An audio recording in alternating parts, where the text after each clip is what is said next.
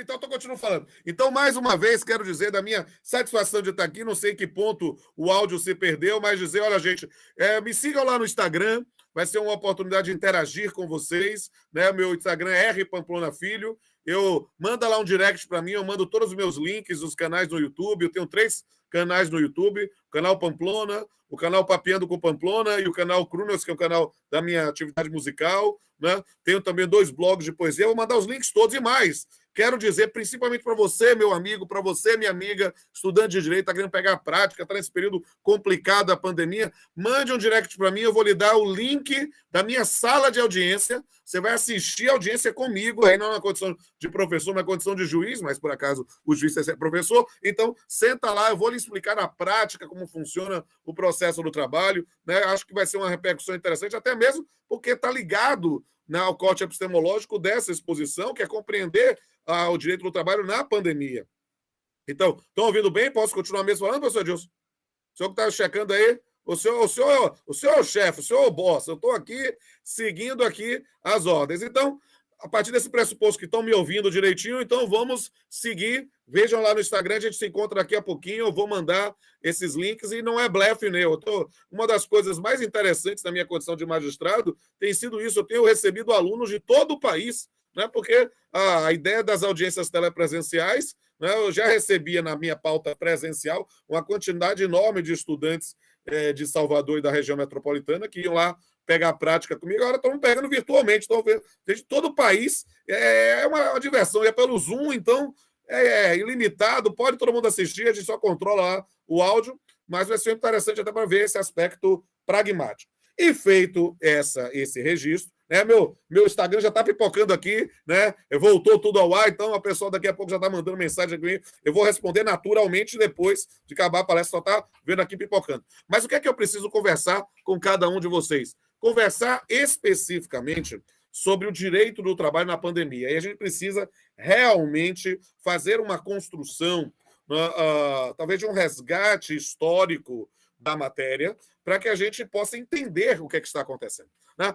Como continua pipocando aqui o Instagram, faz uma coisa legal até para divulgar a Unifil ou divulgar o evento, tira uma foto, faz um print screen, pode fazer um meme comigo sem nenhum problema, pode postar, me marca lá nos stories que eu reposto, vou repostar tudo. Eu não blefo não, então vai ser uma satisfação imensa estar aqui com vocês. Eu estava aqui cuidando aqui da minha matilha, né? Porque nesse período da pandemia eu estava conversando com o professor Edilson que eu cometi o despautério de adotar 5 cachorros adultos, e aí eu estou aqui com a matilha, aí estou com um deles aqui do meu lado, tomando conta, que é o Jean-Paul Sartre, que todos os meus 5 cachorros têm nome de filósofo. É Jean-Paul Sartre, Camille Paglia, Hans Kelsen, Hannah Arendt e Carlos Cossio. São as figuras raras, depois, no final, eu carrego um aqui para mostrar para vocês.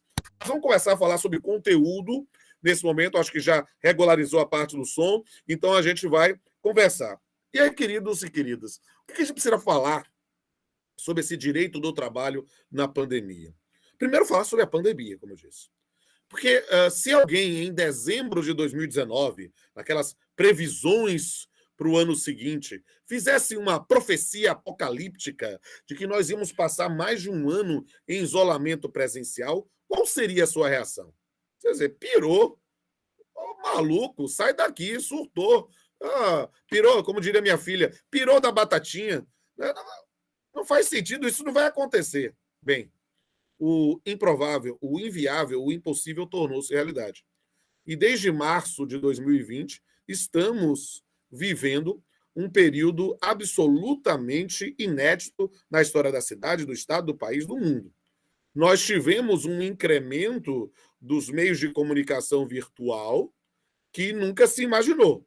Professor Edilson, com absoluta liberdade, antes de 2019, se o senhor fosse participar de um evento virtual, o senhor ia dizer, não vou participar desse negócio, não. Esse negócio é muito chato, não vai dar certo, não sei. E, de repente, nós nos adaptamos. Nós construímos uma nova forma de comunicação, de interação. Nós nos adaptamos às nossas aulas, né? Estávamos acostumados com as aulas presenciais, passamos a trabalhar com as aulas telepresenciais, online, síncronas e assíncronas, né? Reconstruindo a nossa atividade. Eu costumo dizer que a pandemia funcionou para muitos como uma enzima, sabe? como um processo de aceleração das comunicações de uma forma tal que ontem, quando tivemos esse bug aí do WhatsApp e do Instagram, muitos de nós ficaram absolutamente perdidos. Ficaram ligando o seu celular, que absurdo, não sei o quê. Será que a corrente Wi-Fi está assim? E ninguém entendia o que aconteceu. Por quê? Porque ficamos dependentes dessa máquina de fazer doido aqui. E, nesse ponto, numa comunicação virtual, estou isolado, não consigo falar, e surtamos. E as relações como um todo têm modificados. Eu vou fazer uma palestra agora no Congresso do IBDFAN sobre as relações afetivas nesse mundo virtual da pandemia, o quanto mudaram, quantas coisas mudaram, e você, meu amigo, você, minha amiga, que está me ouvindo aqui agora, você sabe que uma curtida, um like, um comentário, um emoji diferente no perfil de alguém já gera agora uma confusão terrível a ponto de pensar até em divórcio, né? Então, as pessoas estão com uma sensibilidade diferenciada nesse período da pandemia. Costumo dizer que nesse período da pandemia, quem não se divorciou, não aprendeu a cozinhar, não passou a cuidar de planta ou de cuidar de cachorro, não viveu a pandemia. Porque se você não se enquadrou numa dessas coisas, não teve conflito, não ficou paranoico, porque nós estamos realmente... Não engordou, né? A gente fica dizendo assim, não é que eu engordei, é que houve um fenômeno estranho na pandemia, as nossas roupas, de repente, ficaram muito apertadas. Eu não sei por quê, né? A gente precisa realmente redescobrir ou revisitar ou reconstruir o nosso perfil. E isso, na verdade, é apenas uma provocação inicial da nossa palestra, justamente porque a pandemia fez mudar muita coisa. E no que diz respeito ao direito do trabalho, isso não é estranho. Isso não é algo que deva ser ignorado. Por quê? Porque falo com liberdade. Eu sou juiz há 26 anos, professor há 25, né? Atuo no campo do direito do trabalho, processo de trabalho, direito civil, metodologia, né? Mas eu amo o direito do trabalho, eu vivo o direito do trabalho. Eu sou poliamorista, né? Eu casei com o direito do trabalho e com o direito civil ao mesmo tempo. Mas o que é que eu costumo dizer sobre essa questão? Né? É que eu devo a minha vida, a minha trajetória, muito ao direito e à justiça do trabalho. Eu tenho 49 anos, eu entrei na justiça do trabalho como servidor concursado com 19. Ou seja, eu passei a maior parte da minha vida na justiça do trabalho. Eu vivi mais tempo na justiça do trabalho do que fora dela.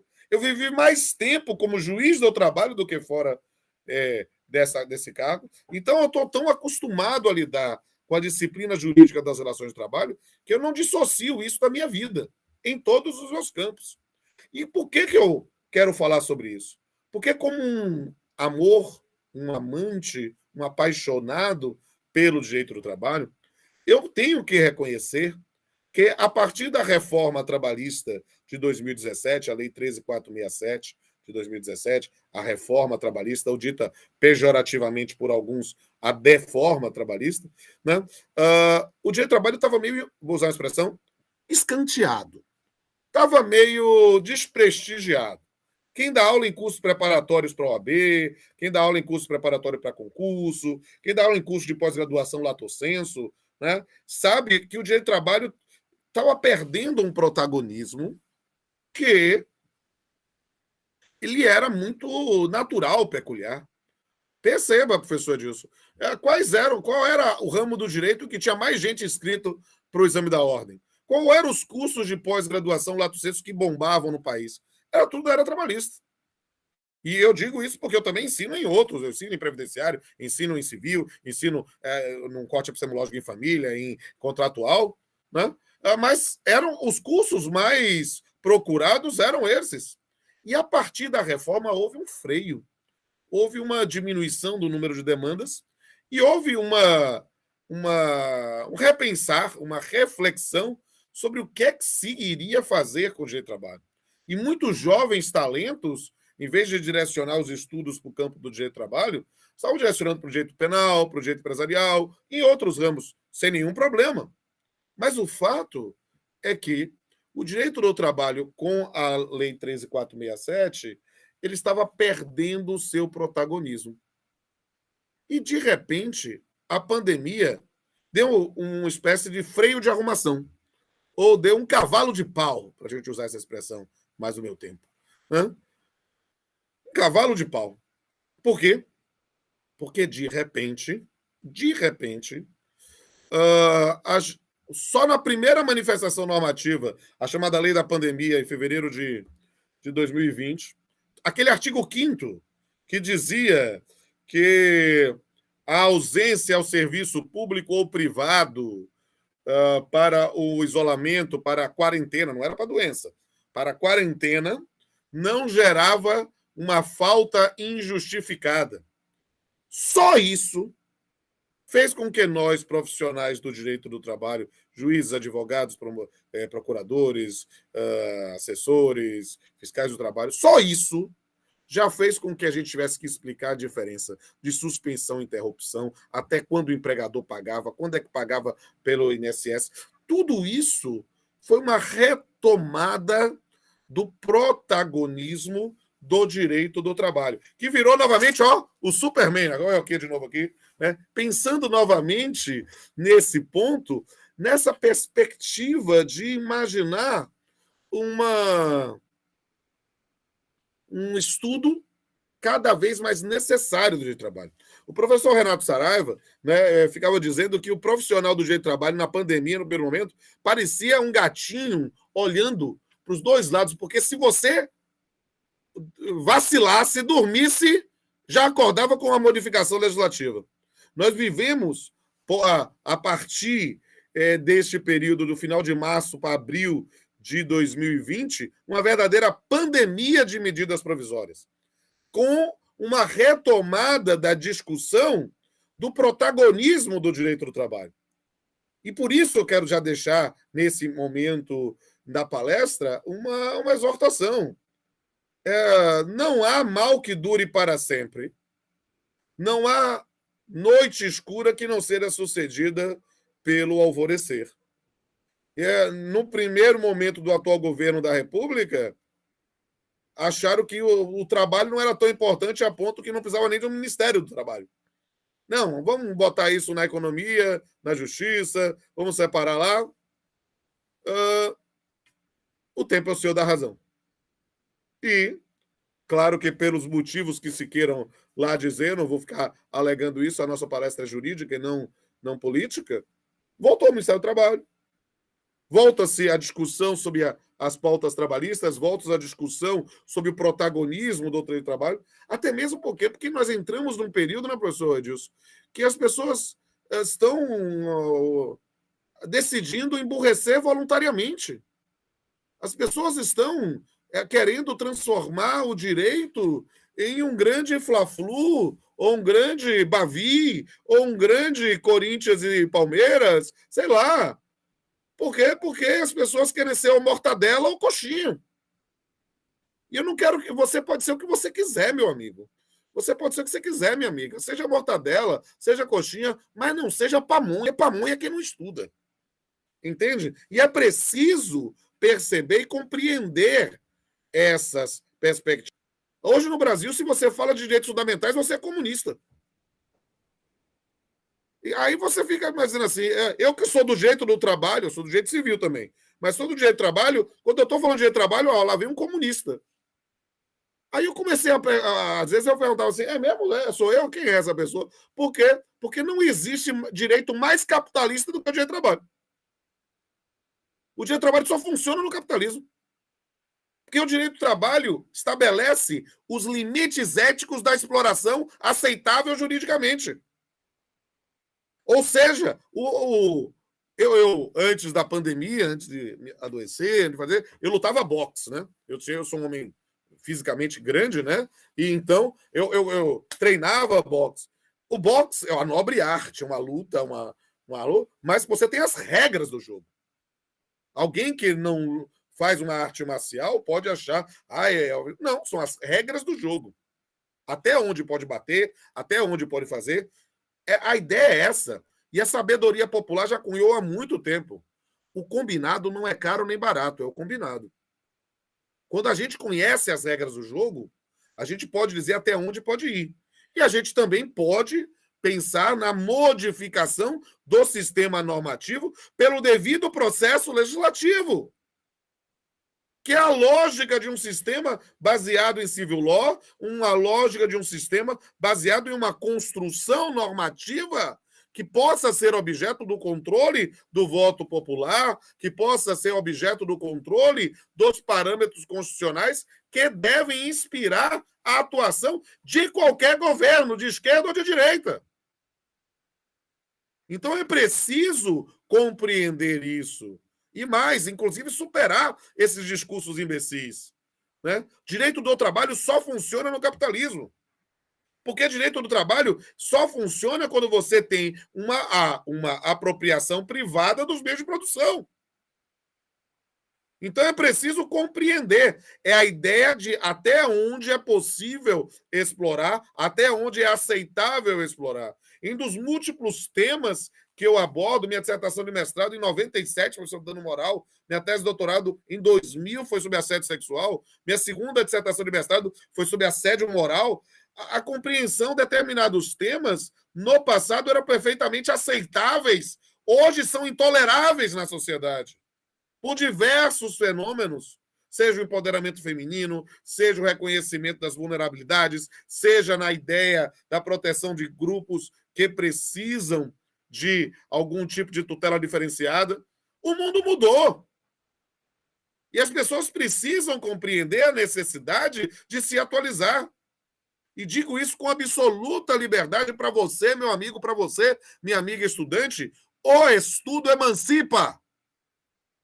Eu tenho muito orgulho de dizer que meu pai foi frentista, foi soldado, foi motorista. Meu pai passou fome. Eu não passei. E eu consegui um parâmetro social melhor um pouco meu pai em função do estudo. E se eu posso, sem nenhum tipo de proteção, de apadrinhamento, por que você não pode, meu amigo? Por que você não pode, minha amiga? Em qualquer idade. Agora, precisa ralar, precisa estudar. Não fica achando que vai ter toda a resposta no Google, ou no modelinho, ou no formulário. A gente precisa abrir esse horizonte. Essa exortação eu faço na condição de professor porque eu acredito no estudo. Eu acredito que você pode construir o seu futuro de uma forma melhor. Você vai ter pessoas que vão lhe apoiar, você vai ter pessoas que vão lhe jogar para baixo. E aí é preciso lutar, sabe? Com a música antiga do Simple Red, Alive and Kicking. Né? A gente precisa estar vivo e chutando mesmo. Estamos em frente. E dentro dessa linha, voltando à nossa palestra, nós vivemos uma pandemia de medidas provisórias. Porque se reconheceu efetivamente que não dá para viver numa sociedade capitalista sem uma disciplina jurídica que tenha um mínimo de segurança no que diz respeito às relações de trabalho. E é justamente o trabalho que move a economia quando nós pensamos nas suas adaptações. Não somente o trabalho por si só, mas a renda que é constituída em função do trabalho, porque ela reverte para a própria sociedade dentro da ideia de noção de consumo e poder fazer isso. O problema do fica em casa foi justamente por isso, porque a gente precisava ver algum tipo de forma alternativa de trabalho e renda. Não é, ninguém é louco de ir pensar, você tem que ir para se expor. Não é se expor, você tem que cuidar de sua saúde, tem que cuidar da sua vida, mas a gente precisa, de alguma forma, ter algum tipo de movimentação econômica que não gere uma estagnação da economia. E por que eu estou dizendo isso? Porque a primeira medida provisória que foi lançada nessa período foi a MP 927, que é uma MP muito polêmica, com várias bolas fora, uma delas, inclusive, uma situação absurda, que era o artigo 18, se não me engano, da MP 927, que admitia uma suspensão do contrato de trabalho sem nenhum tipo de remuneração por até 4 meses. Algo que ia literalmente quebrar a atividade econômica, e era um negócio tão absurdo que o próprio presidente da República, no seu diário oficial particular, que é o Twitter, disse em menos de 24 horas, lançou MP, disse, isso não pode. Em menos de 24 horas, houve um MP 928 para revogar o artigo 18. Ou seja, perceba, há uma frase atribuída a Bismarck que diz: se nós soubéssemos como são feitas as leis e as salsichas, nós nunca nos valíamos delas. Mas o fato é que o cara montou uma medida provisória e menos de 24 horas depois disse: pisei na jaca. Revoguei. Outra medida provisória para revogar. Às vezes é isso, a gente fica imaginando que a norma vem da inteligência do presidente da República ou dos seus ministros. Não, às vezes vem de um lobby, de uma assessoria, de alguma coisa, e a pessoa só percebe depois que publicou. Isso é algo interessantíssimo para professor de direito constitucional ensinar. Você tem uma medida provisória que revoga um artigo da medida provisória em menos de 24 horas. Porque eram respostas rápidas. A MP 927, inclusive, tinha uma outra bola fora, que era o artigo 29, que queria, dentro do lobby puro, numa visão empresarial, evidentemente, de blindar o empregador de qualquer tipo de repercussão se o empregado fosse acometido da Covid.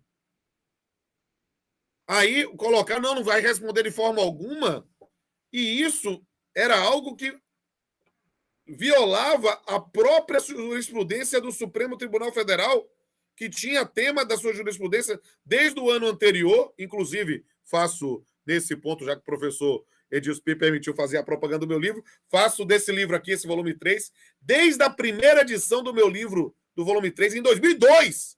Eu já dizia: é possível, sim, aplicar para as relações de trabalho o parágrafo único do artigo 927 do Código Civil, de uma responsabilidade civil objetiva por um risco acentuado da atividade, em situações excepcionais.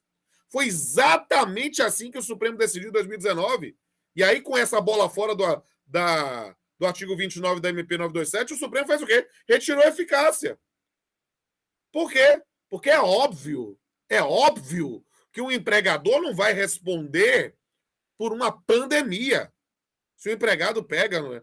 Mas se alguém exerce uma atividade direcionada para o combate à pandemia, o médico, o enfermeiro, o auxiliar de enfermagem, você vai dizer que ali não há um risco acentuado? Então é possível, sim. Agora, o que é que acontece? Nós estamos num período de fake news. Então o Supremo decidiu uma coisa, saiu estourando, eu via isso no Instagram, no WhatsApp, o Supremo disse que empregador responde objetivamente pela Covid. Poxa, o Supremo nunca disse isso. Sabe, a pessoa, eu não sei se é uma mistura de ignorância com má fé, eu sei lá, mas o indivíduo fala o que o Supremo não disse. Que o Supremo não ia dizer uma asneira dessa. Ele disse que pode responder numa situação de risco acentuado. E isso não é a legislação trabalhista, é o Código Civil, Pombas. Então é preciso entender, para usar a expressão, ado, cada um no seu quadrado. É preciso compreender isso. Por quê? Porque eu falei das bolas fora da MP 927. Mas tem muita bola dentro.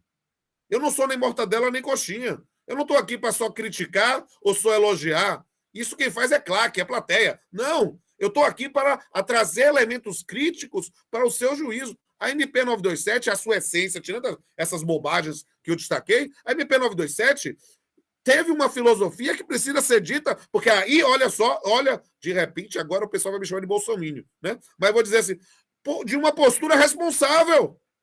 Qual era a postura responsável? Se nós estamos numa situação de isolamento presencial, nós precisamos ter vias alternativas de trabalho e renda.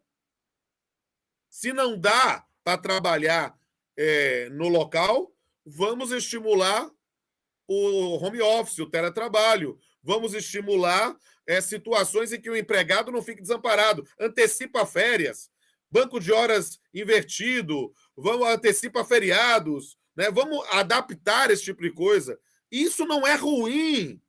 Ah, mas isso é ruim para empregado, não sei o quê. Não, é melhor do que ele ser despedido. Ele mantém o posto de trabalho. Então, a lógica é preciso entender porque as pessoas ficam apegadas a posicionamentos políticos e aí eu prefiro falar mal ou eu prefiro falar bem. Desculpe, isso eu não entro nessa paranoia, porque aí é algo de uma opção, porque eu torço para o Bahia e tem gente que torce para o Vitória. Vou fazer o quê? Aí eu não vou perder meu tempo. Mas, na análise crítica, sim. Poderia ser melhor? Poderia, mas para aquele momento em que a gente não sabia, muita gente apostava que ia acabar o isolamento em 3 meses, 6 meses. Nós estamos há 1 ano e meio, gente. A gente está voltando aos poucos agora, mas ao mesmo tempo com medo da variante Delta, com medo. Nós perdemos, não é possível que a pessoa seja insensível, nós perdemos várias pessoas das nossas relações. Então é preciso, sabe? O ministro Cláudio Brandão, toda vez que ele faz uma palestra, ele diz assim: ó, primeiro eu quero começar fazendo uma homenagem a todos os mortos na pandemia. Porque a gente não pode ser insensível a isso. É preciso compreender isso. Então, a MP 927, dentro dessa interpretação crítica filtrada, ela tinha uma boa intenção. Boas intenções pavimenta o Estado para o inferno, é verdade. Mas tinha uma boa intenção dentro de uma perspectiva de não quebrar a economia e não quebrar a atividade empresarial. Logo depois dela vem a MP 936, polemicíssima, objeto, inclusive, de uma ação direta de inconstitucionalidade. O direito do trabalho volta para a baila com a DI 6363, né, em que traz a ideia da suspensão do contrato de trabalho por uma via negocial e individual e a possibilidade de redução do salário. Mas note, e olha, não sou mortadela nem cocheiro novo, mas note, garantindo o valor do salário hora, a proporcionalidade nesse ponto, e com uma suplementação pelo governo. Porque aí sim é assumir a responsabilidade. Por quê? Porque não se trata de uma situação de vermelho ou verde e amarelo, nesse mundo bobo que está vivendo, mas sim numa noção de uma responsabilidade que o direito não pode afastar o seu protagonismo. E aí o benefício emergencial, lá o bem, né, esse benefício emergencial de preservação de emprego e renda, a ideia é interessante. Isso é dar dinheiro não é dar dinheiro de graça. Nós estamos vivendo uma situação absolutamente excepcional. Não é possível que a pessoa vai ter anestesiado a sua capacidade de se dignar. Então, nessa linha, nós tínhamos o sistema, mas com engasgos dogmáticos, engasgos complicados na expressão redução de salário, com a previsão específica da Constituição de só poder pela via negocial coletiva. Ajuiza-se uma ADI, a 6363, o ministro Ricardo Lewandowski, que é o relator, profere uma liminar que ninguém entende, todo mundo embarga de declaração, ele praticamente reescreve a liminar, julgando improcedente de declaração, mas esclarecendo tudo, entendi agora. E aí, vamos para o julgamento, primeiro dia de julgamento, só citação oral, só o voto do relator, todo mundo aplaudindo, a liminar, todo mundo de amicus curiae lá falando, AGU, olha só, todo mundo vendendo homenagens.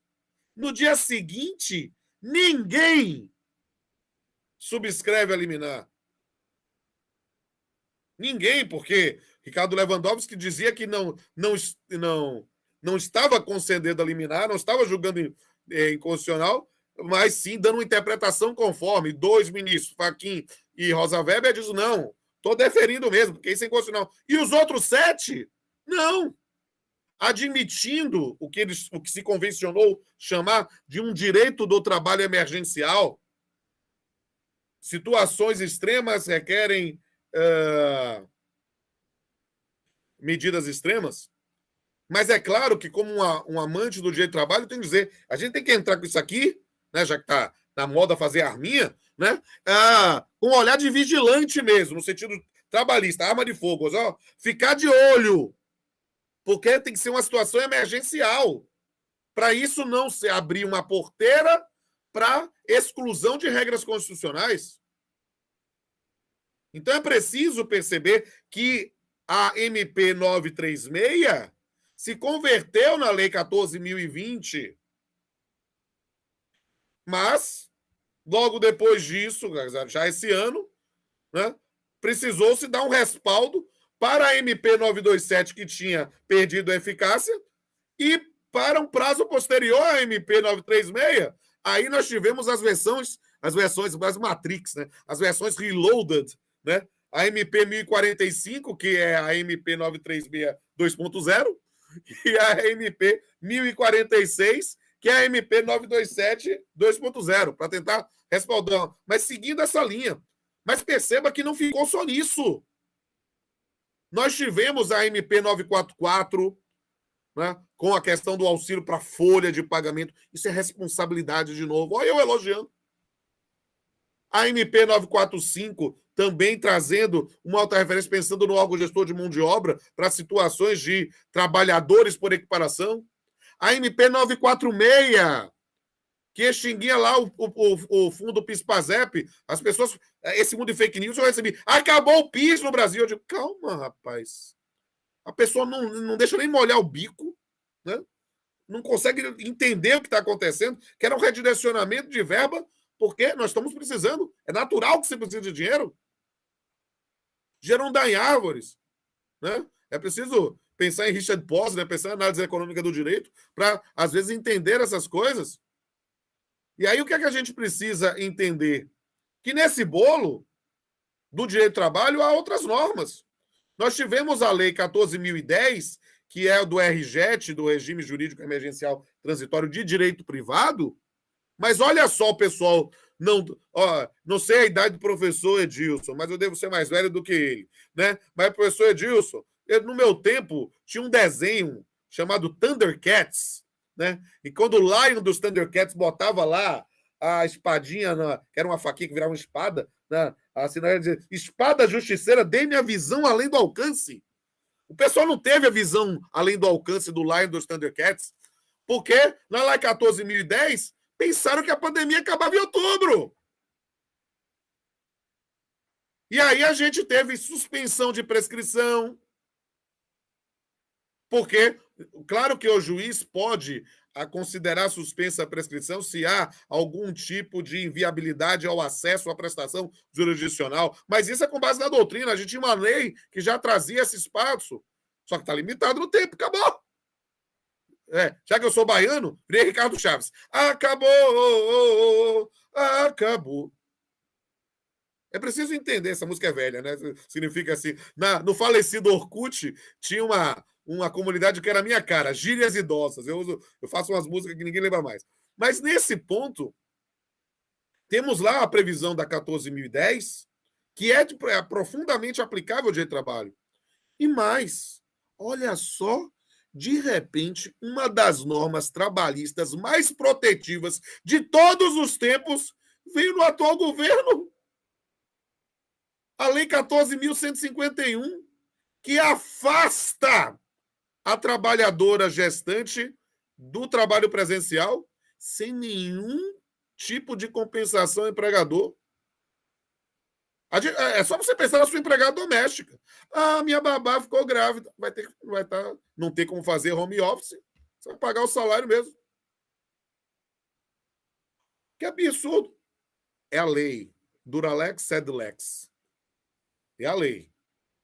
E não foi nenhum comunista que fez a lei. Pode até ser do projeto original, mas passou, tornou-se lei. O presidente podia ter vetado. Não vetou. Sancionou.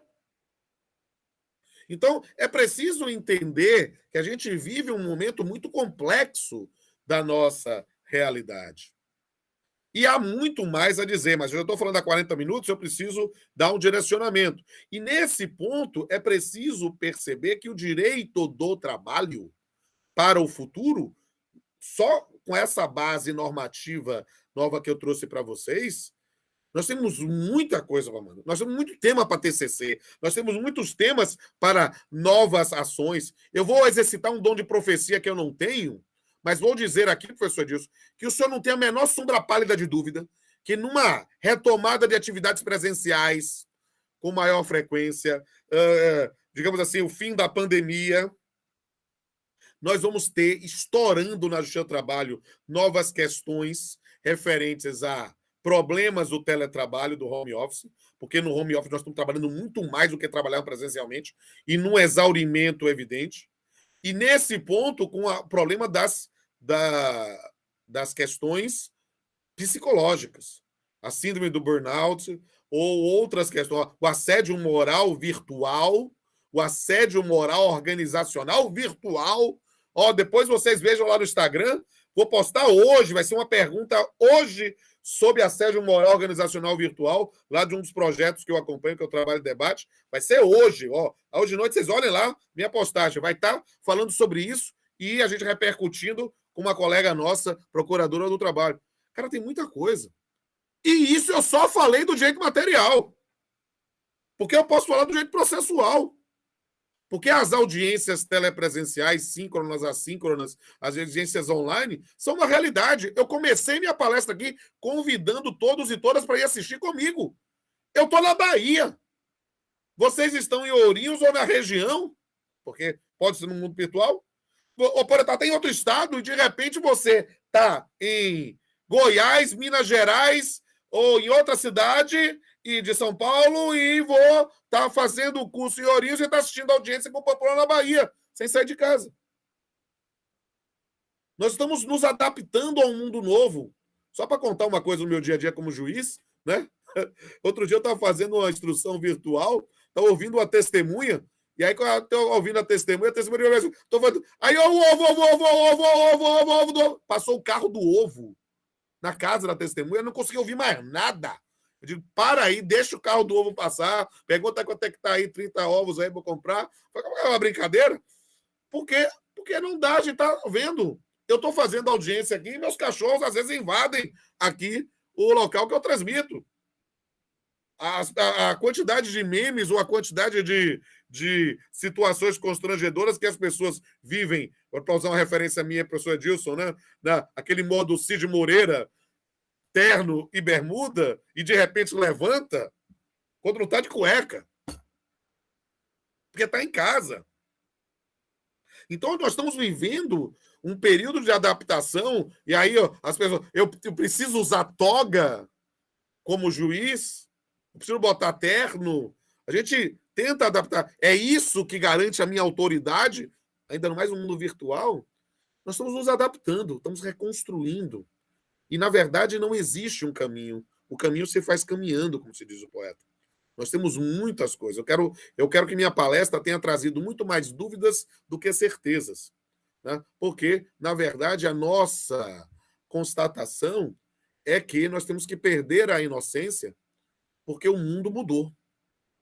E nós precisamos acordar para uma nova realidade. Se me permita, já que falei 45 minutos aqui, estourei o tempo, me permita arrematar com um poema. Eu, além de juiz, além de professor, eu sou músico e poeta. E quando eu tinha uns 18, 19 anos, pensando um pouco nessas idiosincrasias da vida, de não saber ou de perceber quantas coisas eram mais complexas, não era tudo preto e branco, tinha muito mais do que 50 tons de cinza, eu escrevi o seguinte: a perda da inocência. Hoje eu acordei e percebi finalmente que estava dormindo. Dormindo não o sono dos justos, dos exauridos pelo esforço de se manter vivo, mas sim o sono dos puros, que vivem um sonho e sonho real. Hoje eu acordei e olhei nos olhos do mundo com olhos de autista, anjos barrocos em poemas simbolistas, contando um todo e vendo uma parte, cantando canções pela metade. Hoje eu acordei e tive medo. Medo como criança pequena, de se ver viva no mundo de máscaras, de ter acreditado que viver era bom. Hoje eu acordei. É pena, porque eu nunca mais vou dormir. Acordemos para a realidade, meus amigos. Um beijo a todos e todas. Devolvo a palavra ao encantador professor Edilson.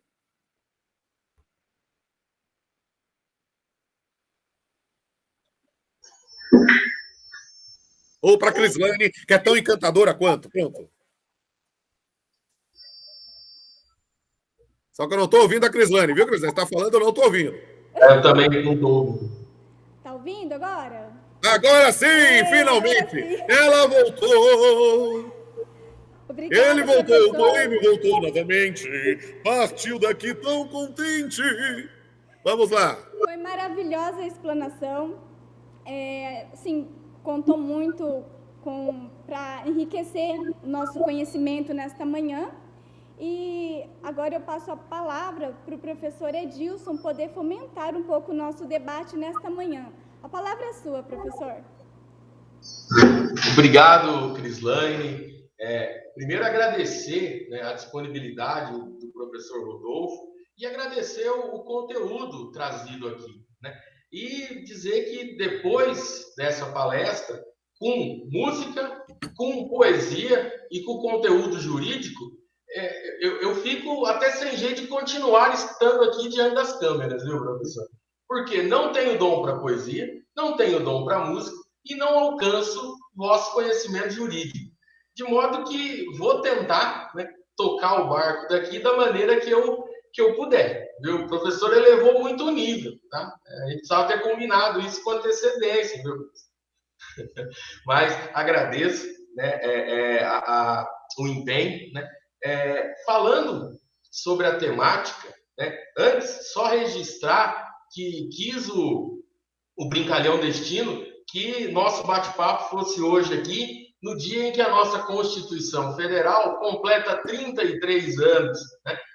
E ainda há pouco o professor perguntou da minha idade. Eu tenho mais ou menos a mesma idade que a Constituição, professor. E deixamos assim. Não precisamos apurar a realidade. Né?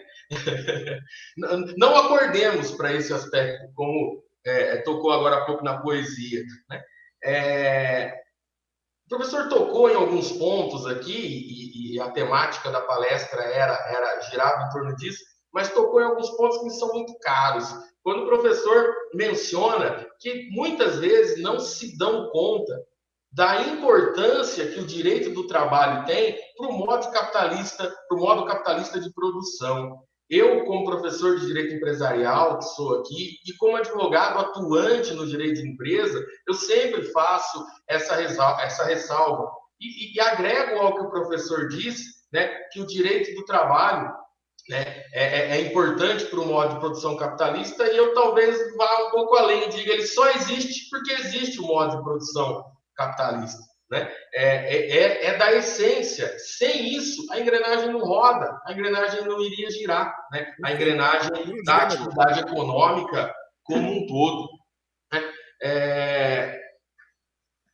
A pandemia, sim, é incomensurável a perda humana, a perda até de vidas, de saúde mental e de tantos outros aspectos aí que a pandemia trouxe para o mundo, né, como um todo. Mas a pandemia trouxe, se é que podemos usar essa expressão, alguns aspectos positivos.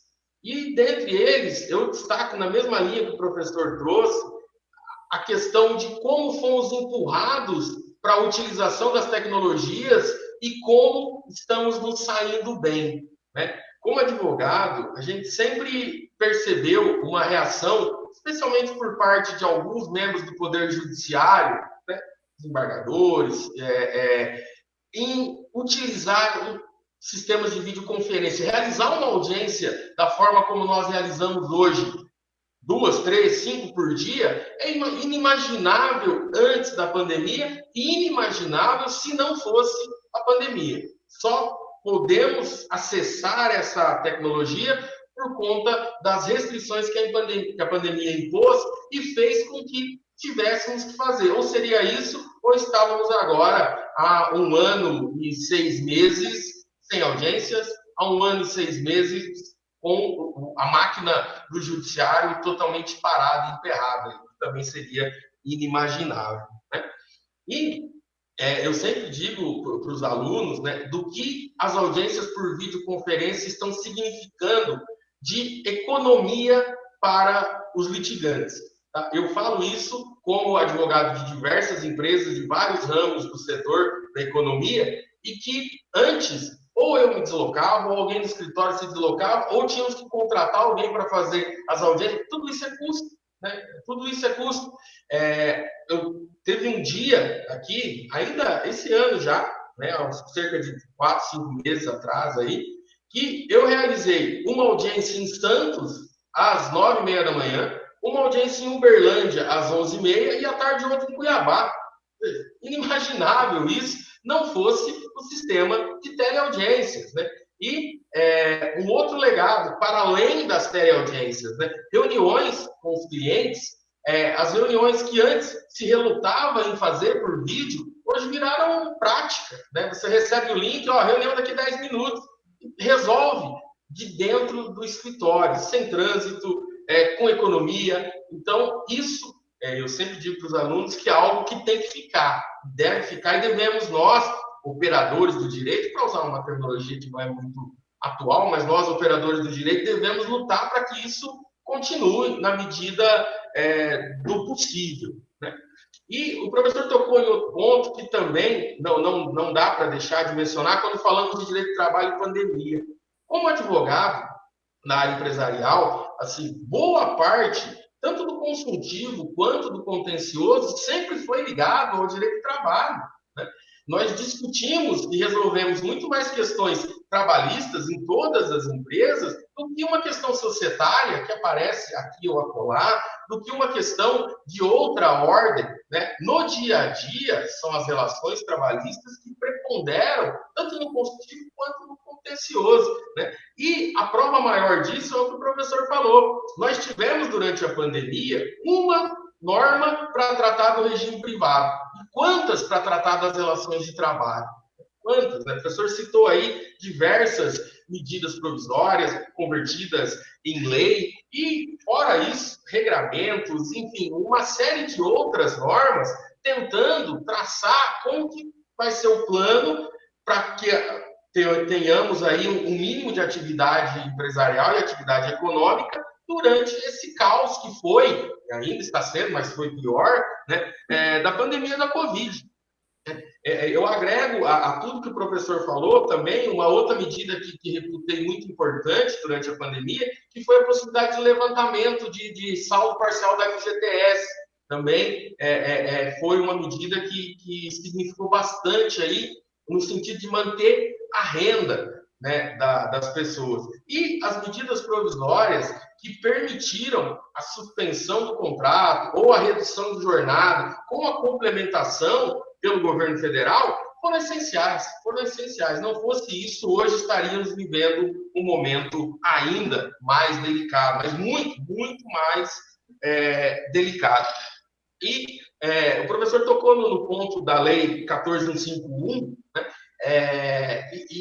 E só reforça por que nós realmente devemos, especialmente quando sentamos na cadeira de professor, né, devemos olhar e tentar tratar apartados dessa polarização. A polarização não faz bem para ninguém, em nenhum campo da vida, mas, sobretudo, não faz bem no direito, faz muito mal na operacionalização do direito, né? Essa questão de coxinha mortadela, se veio de fulano não presta, se veio de ciclano é boa, sem olhar o conteúdo, né? Nós tivemos realmente algumas medidas no atual governo que foram positivas, né? E ainda, eu sempre digo para os alunos, e destaco, diante da pandemia, a lei da liberdade econômica, que ainda não teve a sua devida análise por conta de tudo que aconteceu um mês depois da sua entrada em vigor, que foi a pandemia, a deflagração da pandemia, e a comunidade jurídica teve que se acudir. Eu faço o link com a LLE para justificar o porquê do livro do professor aqui. Isso não foi merchan, não. Sábado, eu dei aula na pós-graduação de Direito Empresarial, aqui, né, da nossa instituição, uma instituição parceira, e utilizei, né, falávamos lá de teoria geral dos contratos, então, por isso que é o volume 4 que está aqui, professor, né, que é a obra de contratos, e traçávamos lá uma teoria geral dos contratos empresariais.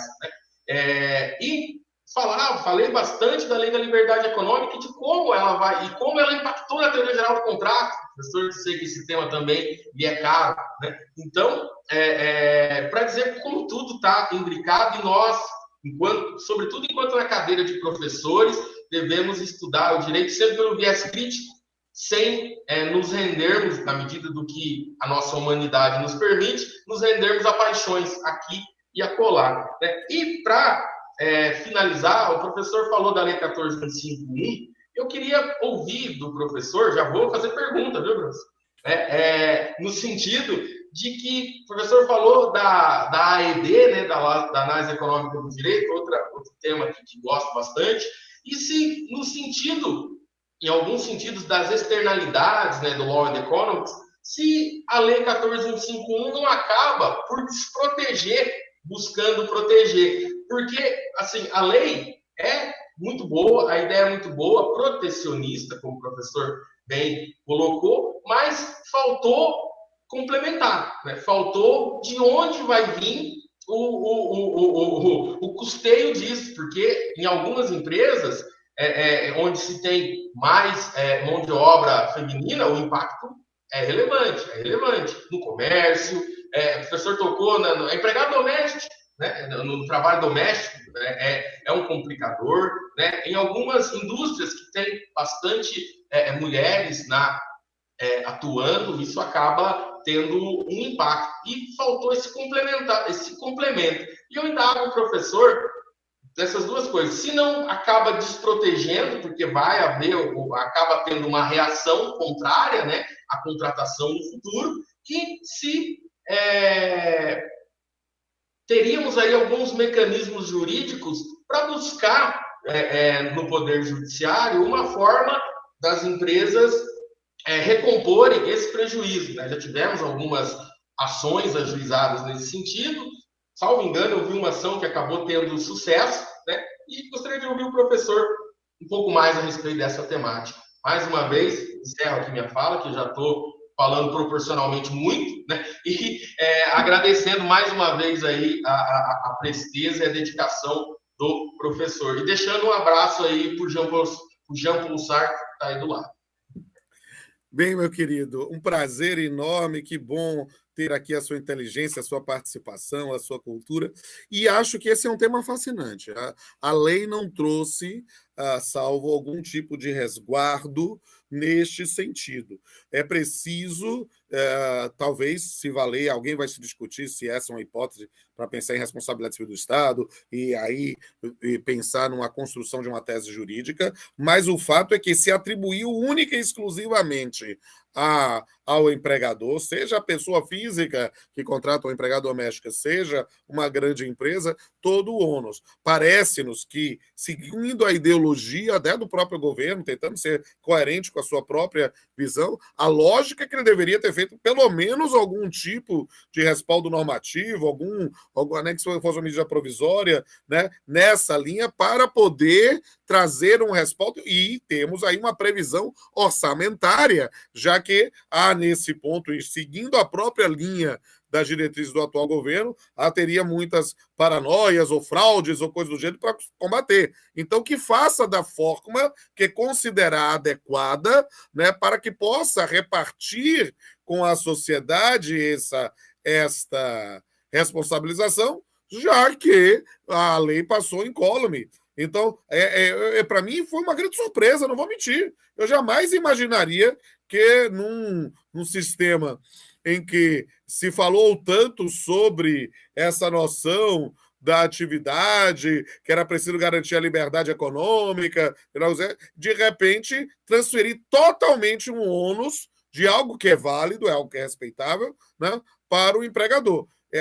Poderia fazer um equivalente a um bem, aí, um equivalente a um benefício emergencial para o empregador. De certa forma, a MP 944 e 945 já trouxe isso. Poderíamos ter uma nova MP para tentar trazer isso de uma forma, já que o discurso é da economia, ter algum tipo de previsão orçamentária para evitar uma surpresa maior. Mas estamos vivendo um período em que a cada dia é uma nova surpresa. A gente fica brincando, dizendo assim, olha, só vou beber hoje se o presidente não falar besteira. Então, ou seja, todo mundo está ficando alcoólatra. Nesse ponto, devolvo a bola para ti, querido.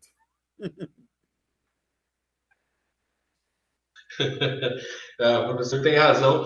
Eu, assim, se o presidente estivesse nos ouvindo, sugeriria a ele que adotasse uma metodologia parecida com a da licença maternidade, como permitindo deduzir uma compensação do INSS, pelo menos. Perfeito, porque da forma como ficou, realmente o encargo está recaindo apenas sobre os empregadores e a ideia da norma, né, é, do ponto de vista humanitário e do ponto de vista da saúde do trabalhador, boa. Faltou a fonte de custeio disso, né, como o professor bem colocou. Mas é isso, professor, estou assim, muito satisfeito, agradeço a sua participação, né, e devolvo a palavra a Crislane, né, para que faça as considerações.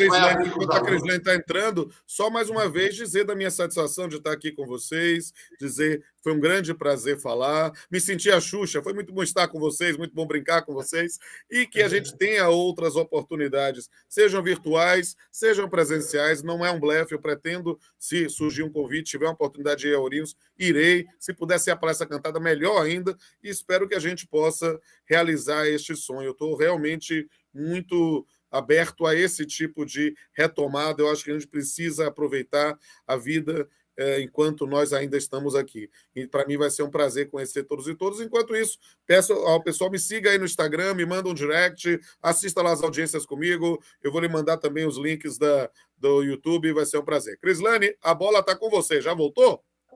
Ó, professor, acabei esquecendo de falar, como coordenador do Núcleo de Prática Jurídica que sou, esse link vai ser utilizado, viu, professor? Pode ter certeza, né? Vai nos ajudar bastante aqui para que os alunos possam complementar aí com a prática jurídica. Tá?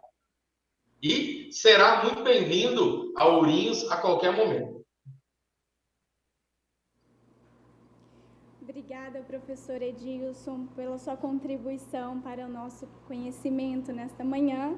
Agradecemos mais uma vez ao professor Pamplona pela palestra maravilhosa, né, que nos foi proporcionada nesta manhã. Da mesma forma, nós queremos estender os agradecimentos à Central de Universidade da Unifio, na pessoa do nosso coordenador Luiz Fernando Quinteiro. Também estendemos agradecimentos à reitoria e ao setor de tecnologia da Unifio. Antes de irmos para o final já da nossa palestra, 2 anúncios a serem feitos. Os contemplados do sorteio, lembrando que terão prazo de 30 dias para poder retirar os brindes aqui na Unifio. E o pessoal da Atlética pediu para informar que até o dia 15 eles vão estar recebendo os pedidos e a nossa comissão vai enviar o link por WhatsApp para poderem serem feitas as compras, tá? Vamos ao sorteio, tá, nesta manhã, lembrando também que o nosso sorteio não é feito pela comissão, o sorteio é feito pelo TI e eles nos informam os contemplados, tá? Então, vamos aos contemplados desta manhã. O código 117, só um minutinho.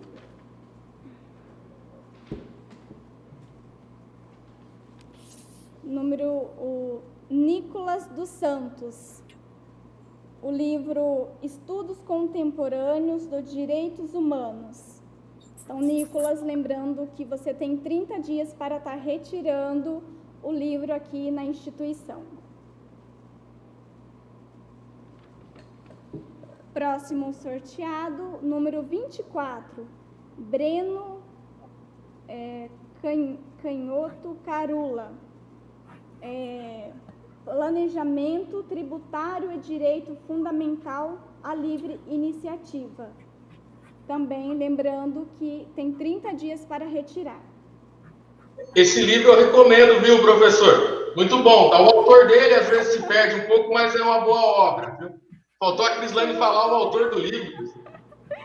Segundo livro do professor, escrito pelo professor Edilson, Eduardo Faeda Moraes, código 42.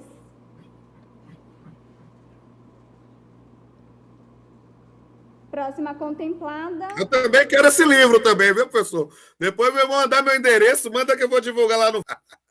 Fechou, professor. Já tem um. Beleza. Reira Ribeiro, código número 8. A Covid e o direito.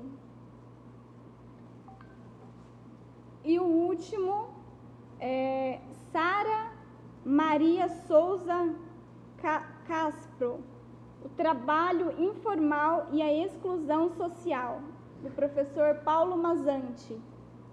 Então, são 30 dias também para retirar. E o último brinde, a nossa caneca da Atlética, o código 39, Deisilane Xavier Dias. Professor Pamplona, queremos agradecer imensamente, mais uma vez, pela palestra, e nós estaremos enviando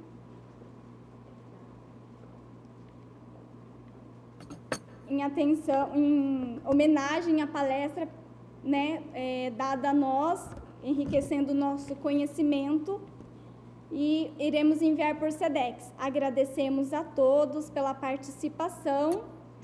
Muito obrigada mais uma vez. Muito obrigada, professor Edilson, professor Pamplona. Foi maravilhoso estar com vocês. Foi um prazer estar com todos e todas. A gente se encontra em outra oportunidade. Até as audiências. Vamos lá. Receber o professor Edilson também nas audiências lá como núcleo. Boa. Forte abraço, professor. Tudo de bom aí. Bom dia, bom trabalho, né? Que Deus o ilumine. Amém, amém.